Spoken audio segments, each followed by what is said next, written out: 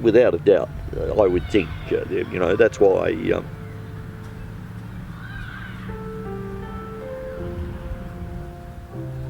and we can stop if you want. yeah, I know. That's probably why soldiers only talk to soldiers.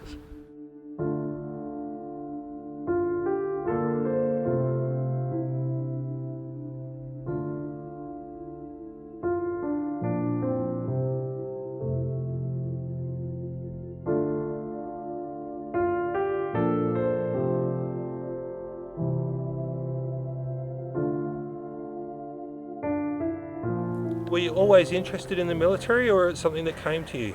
Yes, yes, I had been. Some of the people that I work with had obviously been in the military, and it struck me as, you know, a pretty adventurous, inverted commas, life that was going to go there.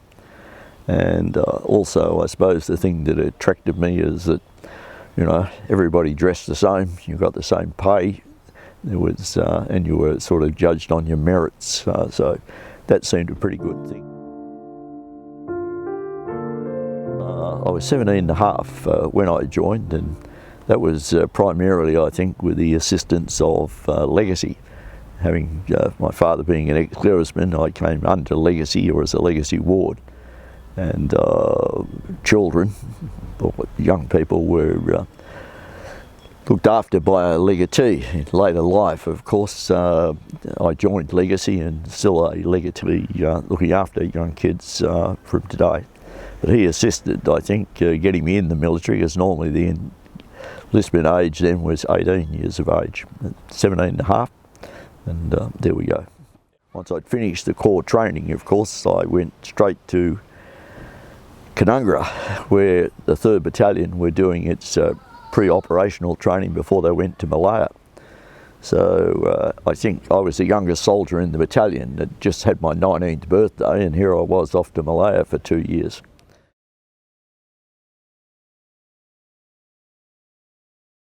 The SAS had just started in 1957.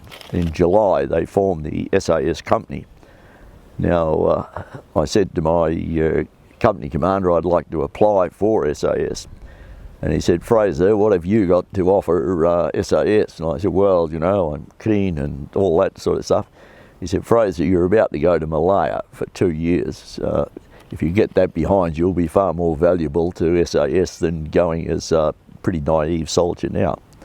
So when I came back from Malaya, of course, I immediately applied for SAS, which was a company in those days, and was selected, and then went, in those days you did the parachute course first. So I finished the parachute course and was then posted to the SAS company, where I did 5 months, I think, in those days of selection procedures, and came through that. And I think in November 1960 I was presented with my red beret, because in the company days SAS wore a red beret, and they were corps of infantry as to part of the Royal Australian Regiment.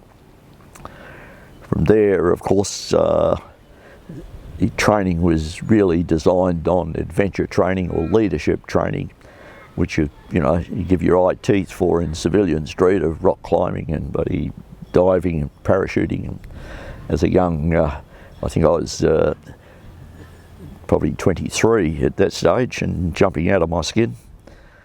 The military decided that perhaps special forces were a necessary thing in the military, seeing we had not had any special forces since the commando companies in the Second World War. So we then formed as a regiment on the 4th of September 1964. And of course we went from a company into 1.5 Sabre squadrons. They're like an infantry company, but they obviously do different training and required for different employment, plus a headquarter company and a regimental headquarter company. And of course, straight after 64, we sent our first squadron overseas. They went over to one squadron to Borneo. And the nucleus, you've got to remember, soldiers, when they came to SAS initially, it didn't matter what rank they were, they reverted back to a private. Of course, part of when we became a regiment, we went from private to troopers, just to probably differentiate between the two. And I was put into the 2nd Squadron and went from corporal to sergeant, which was a patrol commander. In SAS was a sergeant. So in an infantry platoon, you have one sergeant. In an SAS troop, you had obviously 4 sergeants there. So and then your junior NCOs and what have you. Then we were playing. When I say playing, we were experimenting. Because we had to relieve the British SAS in Borneo, and they were working in 4-man patrols, and we had a different modus operandi. We experimented with both 5- and 6-man patrols. We worked on a system that if there was a casualty and you're only in 4 men, it becomes a bit of a problem trying to lay down fire while you get the other guy out of the problem. Anyways, we ended up sticking with 5-man patrols, and we went with that not only in Borneo but also into Vietnam itself.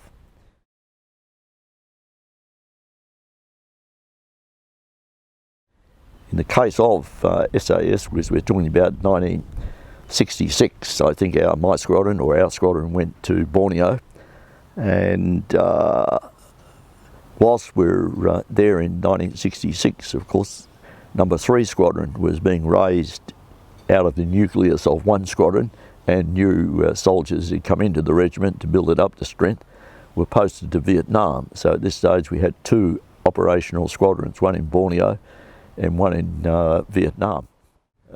May, I think, of 66, the regiment had deployed 3 Squadrons to Vietnam, and of course we knew then that there was going to be a rotation of squadrons. So, as I said, half of the squadron that came home from Borneo was asked to go to 1 Squadron in order to relieve 3 Squadron. You've got to remember, I think it's whilst in 65, the Australian Defence Force put an infantry battalion to Vietnam, but that in actual fact was operating with the Americans there, and then the Australians decided they would put a task force, what used to be called a brigade, of infantry, brigade with all of the artillery and engineers and all of the other supporting arms that were there. So they arrived in 1966, and whilst the logistic base was at a place called Vung Tau, because that's where the port was and what have you, our area of operations was in a province called Phuc Tui, where in actual fact the central figure was a feature called Nui Dat. And of course you can imagine when a battalion or a brigade gets on the ground, they've got to dig in and put wire, and everybody was working 23 hours a day to get ready in case the bad guys come in to be annoying that was going to be there. So that was that. The thing we found from 1 Squadron, because half of us had just come home from Borneo, the Borneo was the the ideal training for Vietnam, in so much as that we were operating in Borneo over the border. We were down to 1 meal a day because of the weight we were able to carry by the time we'd got our equipment and what have you there. Maps were extremely limited because obviously over the border was Kalimantan or Indonesian held country, and what you have found is you were normally in there for 14 days because that's the maximum amount of rations you would cop, and not until you got back to the border where you could obviously be in goodness me, the name of the state, Sarawak. In actual fact is where we're operating from there. And then you went on to a very high protein of steak and chicken and what have you until you went out again. So we'd normally rotate 2 weeks in, 2 weeks out. We were not allowed to attack the enemy at that stage, but our job was primarily to reconnaissance, to locate camps and things like that. First experience in Vietnam was, remember I just said we came from Borneo, my first impression was, A, there are plenty of enemy. B, you could have 3 meals a day, and C, you did have air support, so if you got into strife you could get out. None of those things we had in Borneo, so that was like, you know, thumbs up, this is okay. And we did find, of course, that the enemy was extremely active. If I look back on the patrol reports on the first tour as to the second tour, which we'll take on later, we were very active. After 9 months, I must say that I was concerned that we couldn't keep on winning. Laws of average say that you're going to take casualties itself, but fortunately I only lost 1 soldier over there. As I said, when you think you're not going to win, you can't keep winning, is that you get quite a fatalistic look on life, that okay, well, let's make whoopee while we can. No, that's going to go. And unfortunately, this is where it comes to, we have so many people with post-traumatic stress, because you know, you can't keep having contacts all the time. But there were other patrols, of course, that were memorable, of close reconnaissance of camps. It was an exciting time. It really was. After being to Malaya and to Borneo, Vietnam was another world in itself.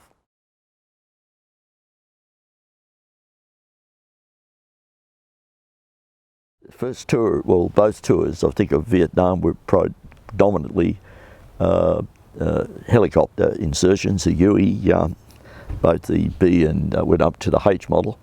The slick ships, or the squadron, in fact the 9 Squadron was the Air Force Squadron. They were sent primarily to do logistics, to supply the battalion with resupplies and what have you. Their adventures was inserting long-range reconnaissance patrols, which SAS did. Now, the slick ships, they'd be in an insertion for 5 men. There would be 3 RAAF, this is the first tour, choppers, and there would be 2, one with a patrol in, and then there'd be a spare slick in case something happened, they could get out. There'd be an albatross lead up at height, which would direct, he would command it, and the gunships in the first tour came from the Americans. There were 2 gunships that always inserted there. In the second tour, of course, the Australians brought their own gunships. They called them bush rangers that were going to go. When one time, of course, the aircrafts had a stand down because there was some fault found in the aircraft, we were given American slick ships, and they were very apprehensive of putting in long-range reconnaissance patrols that's going to go. So, but all in all, we found by the time the second tour came that the enemy were much smarter, and they would put out sentries well out from their camps on anything that looked like an LZ.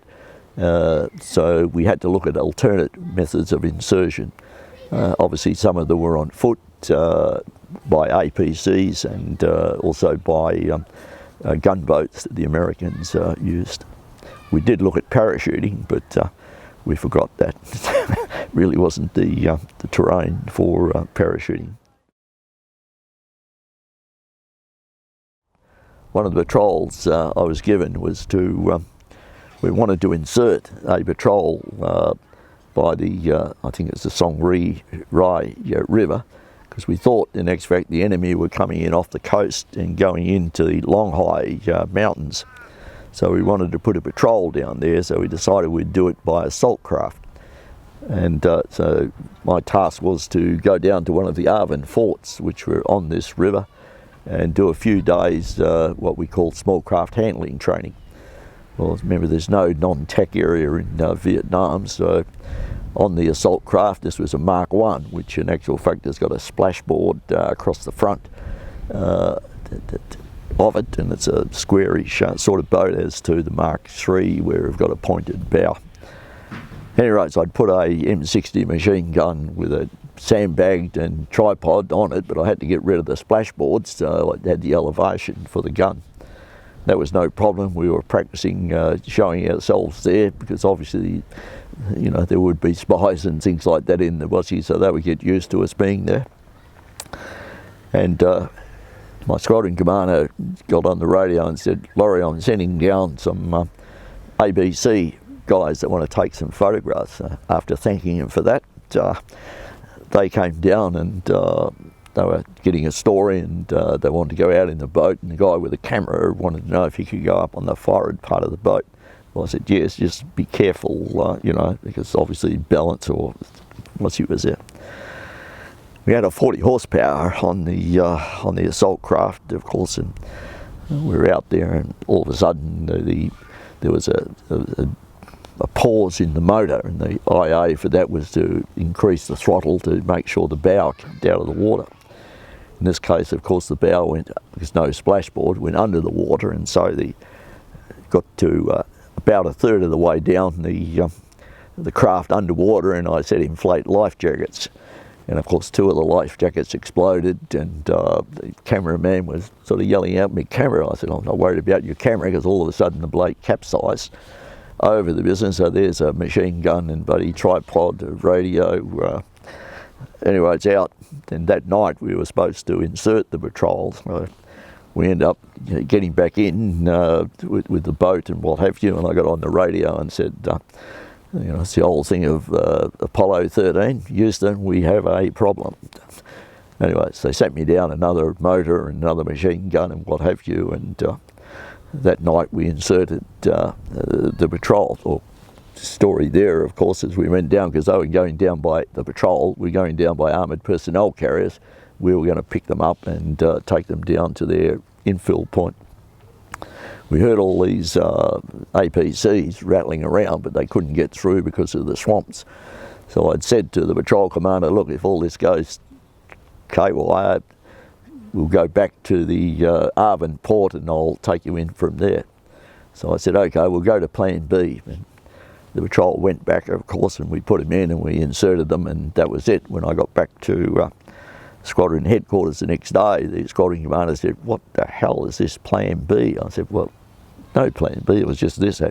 He said, bloody brigade have been on to me. We had a troop of APCs going through all this curfew area at bloody the middle of the night. So I said, well, sorry about that. That's it. But when I got back, of course, the sign that we brought back from the first tour was currency troop. Taken down, it was capsized troop. So that was a humorous thing we looked at that was going to go.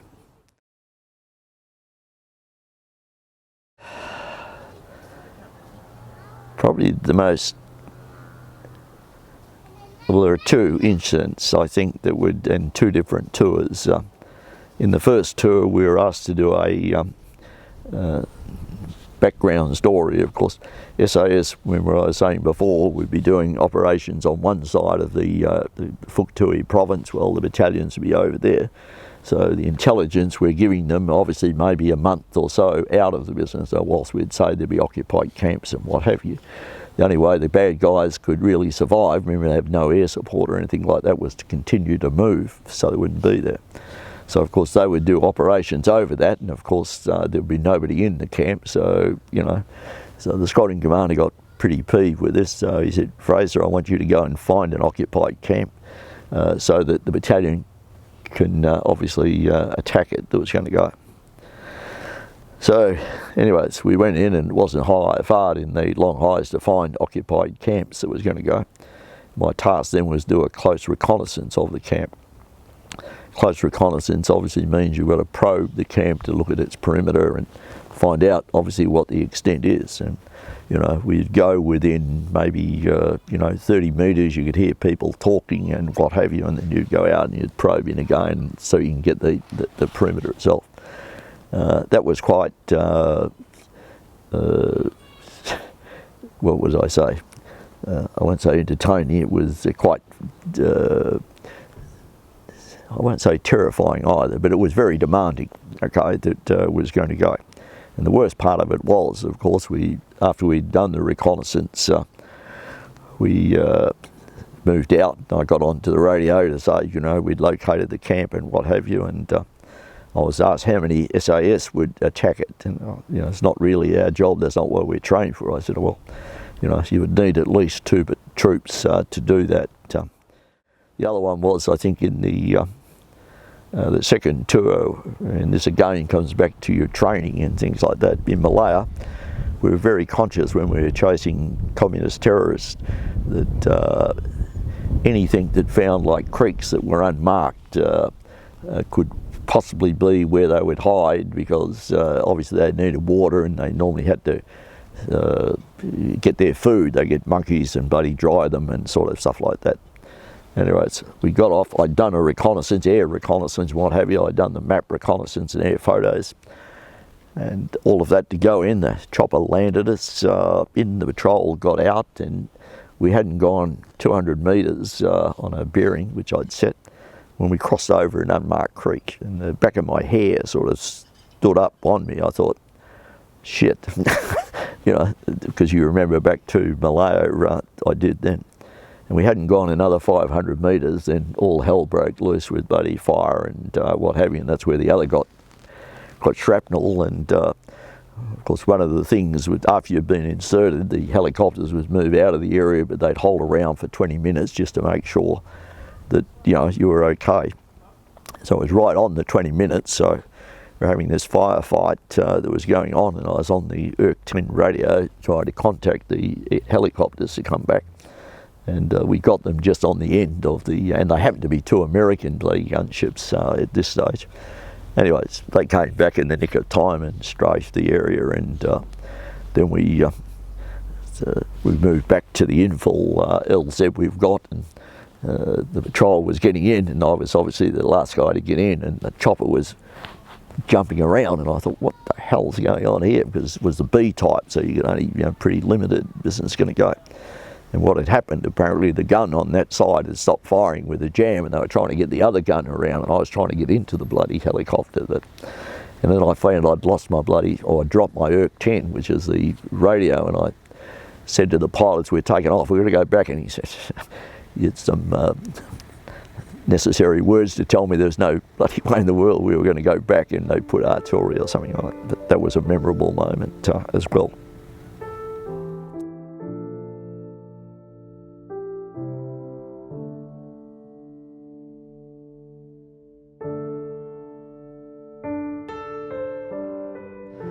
I came back and I thought, you know, it's just the regiment I'd, you know, and I'd had 2 operational tours and or 3 operational tours and what have you, and everybody was saying, well, whose place is this guy going to take over? You know, we're posting you as the squadron star major of a Sabre squadron, which is the top sort of posting you could get as a sergeant. And then the CO came down and asked me how I'd like to come back as the RSM.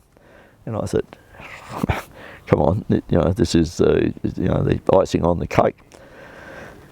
And he said, okay, well, we're going to send you away for a while to clear your brain that was going to go. And he said, we're going to post you to Kadungra, which is the Jungle Training or Land Warfare Centre it was called then.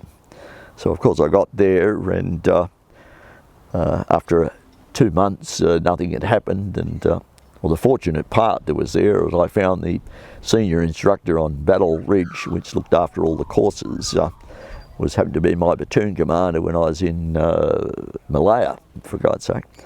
And of course the commander was a brigadier, was my squadron commander in Borneo, so, you know, I was set up there. Anyway, the CI of Battle Wing, he said to me, well, we like our instructors to do the courses before, you know, they're going to go. And he said, I'm posting you to Survival and Adventure Training Wing. And he said, the survival course started 3 days ago, and you can go out there in the next 2 hours. So that was my introduction to Kadungra. Anyway, so I said around about 2, maybe 3 months later, I hadn't received anything. Well, Christ almighty, maybe they're moving me sideways, that's going to go. And then I was called up to the SI and said, look, your name has come out on the next RSM's course. So I went there and of course was posted back to the regiment. After my 3 years of RSM, which is 1977, I was then commissioned and yeah, ended up as a major, but in Army Reserve, the 16th Battalion. I think I was the second in command of that. So then it was 55 years, and that was my my shot, which was, I enjoyed all of the military that I was with, and you know, I had no regrets at all of being in it. I'd recommend it to any young man that would go there. So then when I got out,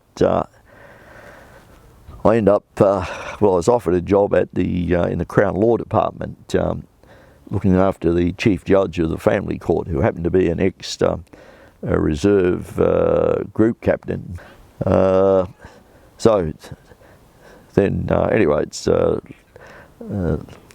life became a little difficult, I suppose. I didn't notice it, but other people did, and asked me, you know, how I was going, and I said, I'm perfectly all right, thank you. And they said, well, I'd like you to go and have a little think about some of the things you're doing.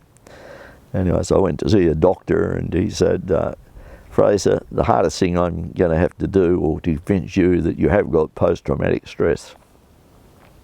He said, it's like you get a physically fit guy, trained, everything right, you take all his clothes off, you put him out in the Sahara Desert for a week and he'll get sunburned. If you put soldiers in the field for 300 days, they're going to have post-traumatic stress.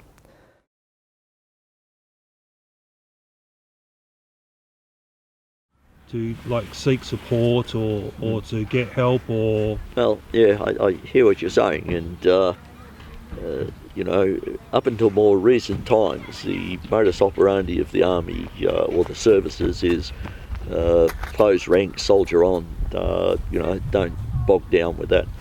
I remember when my 2IC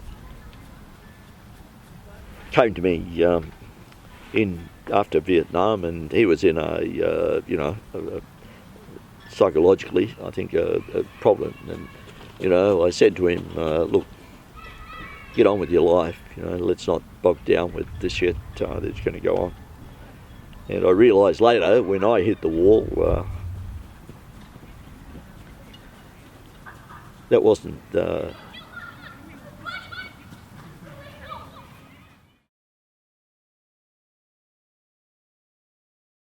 Well, I think that a lot of that is frustration with the system, but Department of Veteran Affairs has certainly been revolutionised, I think, as far as their handling of drama. You know, we're tied down with so much bureaucracy that's got to go there. You know, I hear stories of people going to psychiatrists and things like that, which are recommended there. And the psychiatrist wants to know where Vietnam is or someplace else. It's a bit hard to, yeah, it's a bit hard.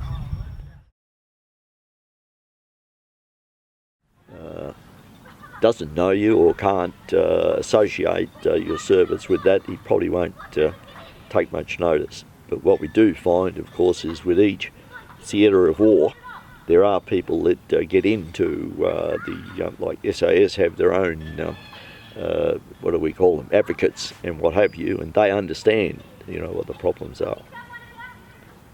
If you're talking to somebody from the Second World War about the problems in Afghanistan as an advocate, you know, whilst you've got a service business, you've both been there, you really have no idea of what's required or what has been done. But I couldn't talk to people that come out from Afghanistan. I know the background from obviously reading, but I can talk to people from Vietnam without any problem. Do you think that's a barrier for like returned servicemen, that they think that you don't understand what I'm going through? I mean, coming from your Vietnam background, do you think, like, if you were to speak to someone like me, for instance, I have no clue what happened in Vietnam. If you had PTSD, would that be a barrier to getting help because you would think people didn't understand? Without a doubt, I would think, you know, that's why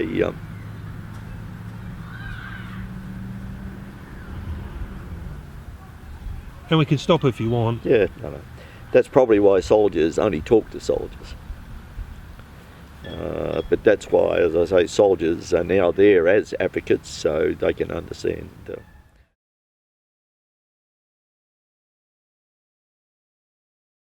You know, they have no idea of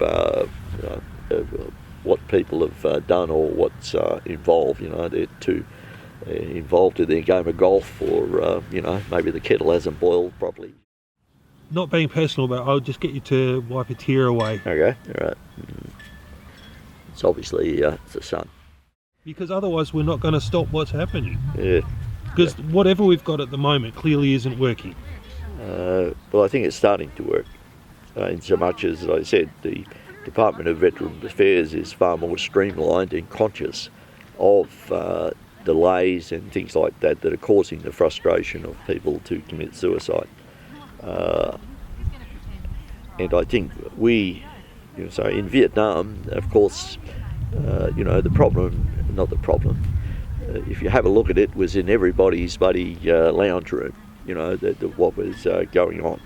If we have a look at Afghanistan and places like that, we really know very little, well, certainly what I know about SAS and what is there.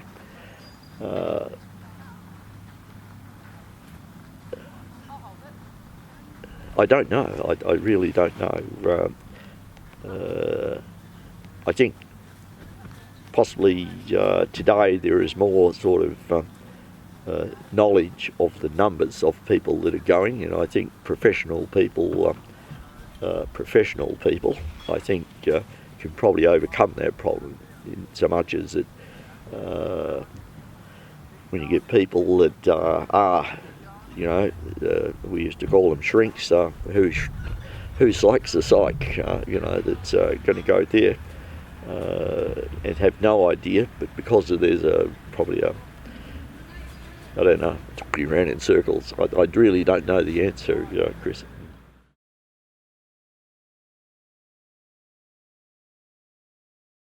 I believe there's a new era for the RSL in their thinking, and certainly geared towards the younger veteran. And there's a tremendous amount of support out there for veterans today, which certainly wasn't in the Second World War or the Vietnam era, as a matter of fact. As I was saying earlier, I think you know, Australia's got, or the media have got a lot to answer for the way Vietnam veterans were treated on their return home. However, we're now conscious of that, and we're sure that that will never happen with other soldiers that go away. But to answer the question, I believe there is a whole new era which will influence the younger veteran. It's interesting because the Vietnam veteran were treated so poorly, including the RSL there when they came home. Most of the key people in RSL sub-branches now are Vietnam veterans, so they can't argue, you know, that business that goes. We've in the ALBANY RSL, they've got would probably have, you know, 50% would be Vietnam veterans itself.